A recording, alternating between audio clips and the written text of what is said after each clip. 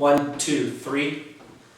Hi, I'm Don May, and thanks for joining me. Hopefully you've listened to a few of these this information packet, and you're starting to pick up on a few details here and there. I haven't been really specific because this is the kind of information that we use to get you excited about who we are and how we can share with you how you can grow faster, do some time travel. So I want to take you down to something that is called the ingredients. And it's actually a book. It's called Rock Soup, Ingredients for Real Estate Success. And here's what it is. You can't buy it yet because we haven't put it out yet, but here's what it is. You need to know the actual ingredients that are necessary for you to be able to buy that house and give you the different avenues to go to create the opportunity that we're talking about in the acquisition of the property. So let's pick as an example. Did you ever hear that story about, and maybe some of you have, I'm going to tell you anyway, it's really rock soup. There was this small town and it had all these people in it, and men, women, and children, and they just have no rain, total drought, weeds have died, there's no food in the community. People are shriveling up and literally looking skinny, and you're just losing it all. And hair is falling out, they just don't know what to do. The famine is on, the scarcity is here, the lack is upon us. And this is what has happened. And then a guy comes into town, and he's looking at him, and he's going, oh my gosh, I'm looking down on this town, and he says, what is wrong with these people? So when it's a little dry out, it's a little this and it's a little that, and they're all kind of separated from each other, they're all not really together. There's no togetherness, there's no unity. He looks around and he says, I'm going to have to create a miracle meal. So he comes into town, and on his way he happens to notice a rock. A nice looking round rock, so he picks it up and he wipes it off and he gets it all looking good. And he walks in and he says, hello, townspeople. And they all come out, a couple came out, what do you want? And he goes, well, I notice you're all really hungry. And you're all very skinny and you need something to eat. So here's what I'd like to do. I'd like to make a very special soup. I'm going to call it rock soup, because that's what it is. Now, real quickly, because I have this rock soup ready to go, and I want to share it with everybody. Please, would somebody bring me a pot? It has to be a big pot, because this is a big soup. And this is something I want to share with everybody. And they said, sure. So somebody went and got a pot, and he goes, they built a fire, they put the pot on it. He goes, please fill it with some water. They filled it with some water, they heated the water. He very carefully, he took out this big rock, and he very gently set it right down inside the pot. And the pot's heated up, the rock's in the bottom, and he's looking at himself and he goes, I think we could make this better. Does anybody here have a carrot? Because a carrot with this really makes rock soup better. And there was a lady over in the corner, she goes, I got a carrot, so she ran off and got the carrot. And then he said, does anybody got some celery? And somebody ran off and got a piece of celery. And does anybody have, just a dash of some salt and some pepper and some other of these paprikas and ingredients? And by any chance, and I know this is a big stretch, but this is a very important soup. This is rock soup. None of you have ever tasted anything like it before. Does anybody have any meat? Just meat. And some guy in the back goes, well, yes, I do. If you don't mind, I have a little piece of meat. And he brought up a piece of meat. Fantastic. So they put that in there and they boiled it in this. And now the town is coming out. They're walking all around the pot and the fire, and this guy's just stirring up this thing, standing on top. This is my rock soup, and this is the ingredients for the rock soup. Let's taste it. That is perfect. And everybody's looking at him going, oh my gosh, we're starving to death. And here's this guy, he's out there and he's got this rock soup, magnificent, wafting in the air, and everybody's eating it because he got them to believe in the sharing of the right ingredients with each other, so everyone was able to eat to their satisfaction and filled, because they brought it together in unity and solved everyone's problem with a single action. That's what we do with real estate. And that's why we have to know what the exact ingredients are. How do you know what those ingredients are? I'll tell you one way that you can find out without difficulty. When you're having any kind of conversation with anybody about anything, and you say something simply like this, how's life treating you? They'll say fine. Say, okay, well, it's treating me fine too. But is it treating you finer than it's treating me? Because if so, I want to know what you're doing. And then the discussion continues. Pretty simple. Another method that I use is, my name's Don, and I'm a professional house buyer, which means that I'm looking for an opportunity to buy another property in this neighborhood. And people go, oh, well, I'm not interested in talking to you. Are you a realtor? I say, I'm not a realtor, because I, as a principal, I like to sit down with people and make a transaction that's good for all of us. And they say, oh, okay, well, I'm not interested in selling, but so-and-so down the street is. I say, great. So I go down the street and talk to so-and-so. Let's say her name's Betty Smith for simplicity. I say, hello, Betty. I was talking to Charlie down the street, and he said to go ahead and talk to you, but I'm a professional house buyer, and I'm in the neighborhood looking to buy a property, and I'm hoping you can help me. Is it possible I can buy your property? Are you interested in selling this property? The answer generally is no, or maybe. What do you got? Well, give me a glass of water and I'll show you an opportunity. If it makes sense, great. Otherwise, just throw me out. Okay, Charlie said that's probably what you do anyway. So we're already making friends with people. Now, if you were to sell me this house, this is what I asked Betty Smith, why don't you walk me through it and tell me why I want to buy it in the first place? She goes, well, I don't really want to sell it. I said, don't even worry about it. You got to have that glass of water. What's happening is you're talking to people. You're integrating yourself with them. You're treating them with human dignity. Here's what happens with Betty Smith. Betty Smith comes up and says, I've really wanted to live over there. And she picks out another street or another town where her new friends are, or where her best friend just moved to, further away from her, but where she would like to be near.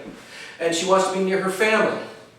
And what does Betty Smith do? She goes, yeah, I can move if I had another place. Well, if you were to move there, how long would it take you to find one? Have you got a place picked out?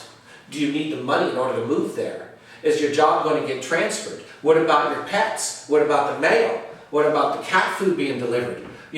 Ask them these things. Get their mindset somewhere else.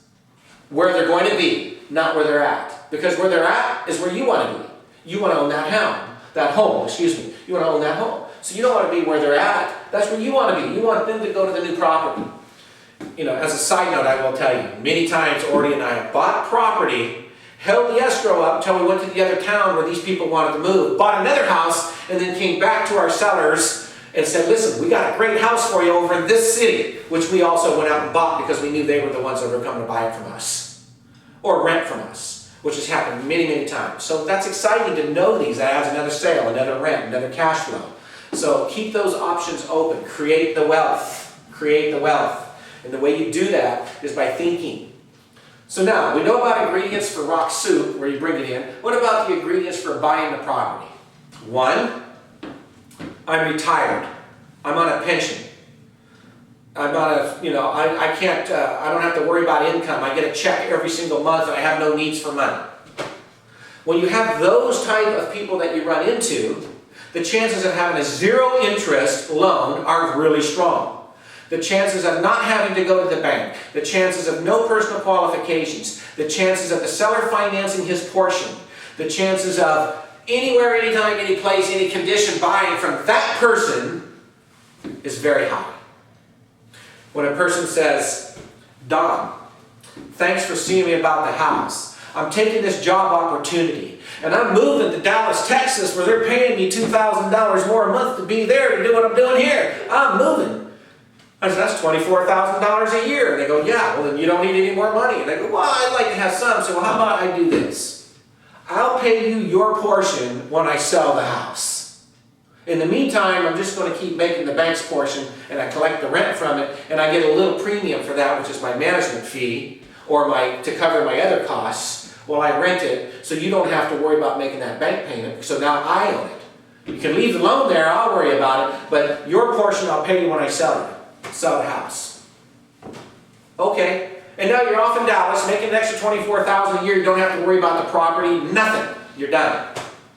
That's a no down payment, no interest other than the loan that you already have, no payments whatsoever, no qualifying from the bank, no fees or commissions to anyone. Oh yeah, pretty neat, huh? Making the right connections. How about the guy who says, the man and the woman who say, I've got 2 kids, now I've got another one, my wife's pregnant, so now we're going to have 3, and this is a 2-bedroom, 2-bath house, and we need to move to a much bigger house, but we'd like to stay in the same area. She works at the school, and he works at the local fire department. Okay? And our kids one goes to that grammar school and one goes to that preschool area. And we go, oh, okay, no problem. Now what do you want to do? Well, tell you what. Where do you want to move to? I want a bigger house. How big? Much bigger. 1 bedroom or 2 bedrooms? How many more bathrooms? 1 bathroom or 2 bathrooms? Well, how big of a lot? How big a square footage of a house? 1 story or 2 story?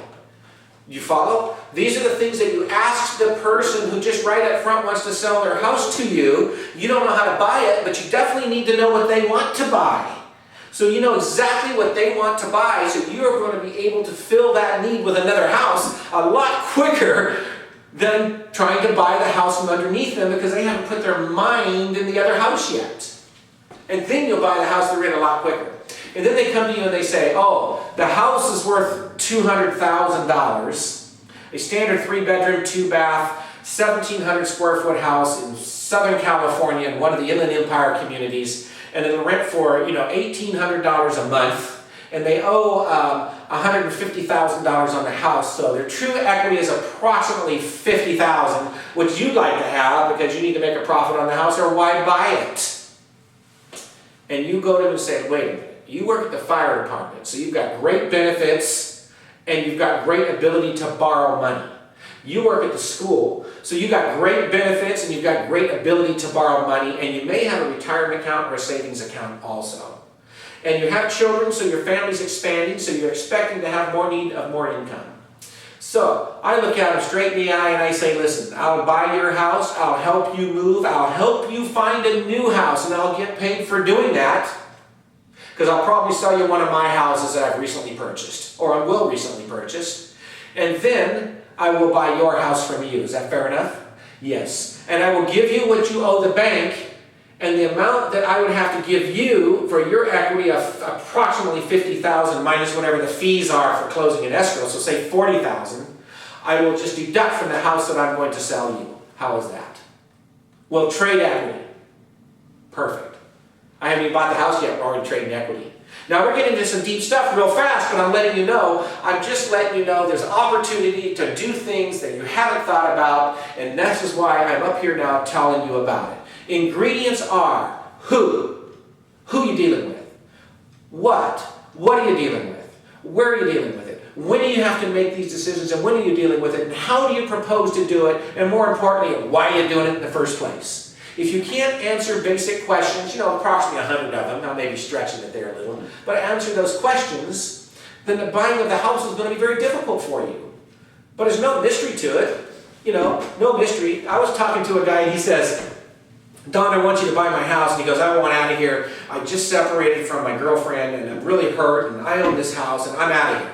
And I said, well, that's an emotional decision. What are you saying? He goes, well, I've been here 5 years. It's a small house. I just want out. And I go, what do you owe? And he goes, well, I don't know, but I owe $45,000. I said, $45,000? Yeah. And I'm looking at the house and I'm thinking, that's probably all I want to give him for it.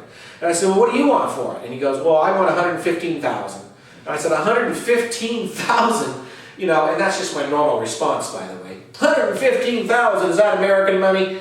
Just to get his attention. And the guy goes like this. He goes, my girlfriend ran off with another man and then went to Santa Barbara. I said, I'm sorry, but you know what? A lot of women are lost to other men in Santa Barbara. That's just the way the world works. So he didn't like that comment, but he understood it. And he goes, well, she said I could have her back if I could be there tomorrow night, that she'd take me back. And I'm going to drive up to Santa Barbara and pick her up. And I said, you are? And he goes, yeah. And I have my van, and I got my truck, and got my house and my clothes. And she goes, but she doesn't ever want to come back here. She only wants to stay up there, pure and simple. So it's over. I'm selling the property. I said, great. Did you put it up for sale? No. Well, when did you decide to sell it? He goes, well, I decided yesterday. And I says, well, there's no time like the present. How much cash you need to go get to where you're going? He goes, well, I can get up there. The number came out and get $4,000. Well, wow, $4,000. So I'm looking at the house. It's worth about $65,000. He owes $40,000 and he wants about $4,000. I agreed to give him $4,000, so I figured I'd make 20 grand. He wanted 115 until I saw it needed a septic tank, it needed some appliances, it needed to fix the roof, it needed to be cleaned up in the back, he's collected a bunch of garbage. And I kind of went through all that detail and we ended up taking off a lot of money because that's part of the process you learn how to do. And he agreed to take $44,000 and I cover all the costs and he can move out that day. He's like, that day? Wait a minute, you mean to tell me you can buy a house the minute you talk to the guy with a deed and a note and a power of attorney and a declaration without having to run down to get somebody's permission? Well, I do. I don't know why you can't. And I'm in California where the laws are very strict on how you buy and sell. And you know what? I do it all the time. I don't need permission for somebody to tell me, yes, I want a house. I know how to say yes, and you should too. So I told the guy yes. And then I had to call home and get $4,000 wired to a bank, and then I had to get it turned into cash. And while that's doing, we're drawing up the deed, the note, and all that stuff. And then I see he's got an underlying deed where he owes this $40,000 to a private party that doesn't say anything about it, and the loan will be called, or it's not assumable, because most private parties don't even know how to write the note. So I always want to see the note. So I saw the note, his full copy, I saw where his payment was, he kept a little payment book, and I was happy with the fact it was $39,000 and some change. I just said $40,000, that's what we agreed to. I went back to his house and I said, you need to get all your stuff out of the house because I don't want it. He goes, well, I need some time, I got to come back next weekend. I said, oh, the deal's off. He goes, what? I said, the deal's off. I'm giving you $4,000 right now if you move right now. And those four corners which have not been surveyed but are completely fenced on this property are my responsibility, and anything in it's mine. And if you want your $4,000, this notary is going to notarize your signature on the trunk of my tailgate of my pickup truck, and then I'm going to count out $4,000 with you. And then that deed is going to be mine, and I'm going to run it down to the county and I'm going to record it. Does that make sense? He said, yes. And I said, so he's going to take it and go record it while I stay here with you. And he's going to call me up and say, I've recorded it, and I'm going to hand you the $4,000. That's going to take about 30 minutes. So whatever you can get out in that 30 minutes is fine with me. And he just grabbed his stuff and he started taking it all. He's throwing it in the side of his van, his clothes and his dishes. And he left the washer, the dryer, the dishwasher, the refrigerator, 2 refrigerators, a broken septic tank, a whole bunch of junk and garbage that was in the shed in the back. When he bought the place, was still in the shed. Broken down fences. It was a worn out house. The guy just wasn't taking care of it. The point is that he left a truck there too, which I kept the truck. He got it all out, and he goes, well, what about that truck? I can't get it to run. I says, well, that's your problem. I said, if you leave it here, it's mine, so you might as well throw the paperwork in it. So he goes, all right, and he threw the paperwork in. He goes, it doesn't run. He goes, I can't get it going, it's got bad brakes. I said, okay. Oh, 77 Ford F-250. I remember because we got it running, and we took it over to the nearest gas station, put a set of brakes on it, drove it back to Orange County, and my son and I, we spent a summer rebuilding it. We turned around and made a magnificent machine that we gave away to a local relative in the Northern California area. But all that aside, the guy wanted out. That's a don't want her. That's don't waste time. That's get on it right away. Don't waste any time. Find the $4,000. Find that right quick and get that property under your ownership. And when he said, do you want to buy it? I said, yes. I didn't say, well, let me think about it. I said, yes. It all depends on whether you're telling me it's accurate or not, but yes. Remember to say yes. I'll take it. Depends on if it's financially feasible for me or not, but yes, I'll take it. That's my business. If it doesn't work, I'll just release it right away, but let me know. Yes, I'll take it. Makes sense to me, Bill. Let me come over and chat with you. Thank you for joining me. I'm Don May.